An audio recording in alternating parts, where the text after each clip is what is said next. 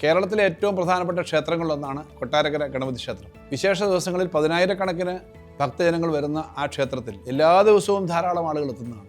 എന്നാൽ ദൂരപ്രദേശത്ത് നിന്ന് വരുന്ന ആളുകൾക്ക് അവിടെ നിന്ന് താമസിച്ച് അവരുടെ താല്പര്യമനുസരിച്ച് രാവിലെ തന്നെ ക്ഷേത്രത്തിൽ പോകാനും ഒക്കെയുള്ള സൗകര്യങ്ങളുള്ള ഗസ്റ്റ് ഹൗസോ തീർത്ഥാടന സൗകര്യങ്ങളോ കുറവാണ്. അതുകൊണ്ടാണ് തീർത്ഥാടന ടൂറിസം എന്ന് പറയുന്ന പദ്ധതിയുണ്ട്. അതിനകത്ത് പെടുത്തി കൊട്ടാരക്കര ഗണപതി ക്ഷേത്രത്തിൽ ഒരു അമ്യൂണിറ്റി സെൻറ്റർ തുടങ്ങാനായി ബഡ്ജറ്റിൽ തന്നെ അനൗൺസ് ചെയ്തത്.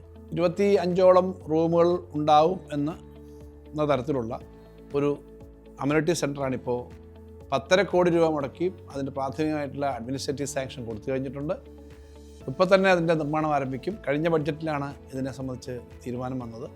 ഇതോടുകൂടി കൊട്ടാരക്കരയിൽ കൂടുതൽ ഭക്തജനങ്ങളെത്താനും അവർക്ക് അവിടെ താമസിക്കാനും സാധാരണഗതിയിൽ കുളിച്ചു തൊഴുക എന്നൊക്കെ പറയുന്ന രാവിലെ തന്നെ ഭക്തജനങ്ങൾക്ക് ക്ഷേത്രത്തിന് പോകാനും തൊഴാനും ഒക്കെ പറ്റുന്ന സൗകര്യം എന്ന നിലയിലേക്കുള്ള എല്ലാ ഒരു സംവിധാനത്തിൻ്റെയും സൗകര്യമായി കൊട്ടാരക്കരയിലെ ഗണപതി ക്ഷേത്രത്തിനോട് ചേർന്നുള്ള ഈ അമ്യൂണിറ്റി സെൻറ്റർ ഗുണം ഉണ്ടാക്കും.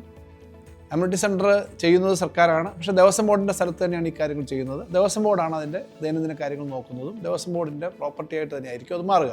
കൊട്ടാരക്കര ആഗ്രഹിച്ചത് LDF സാധ്യമാക്കി.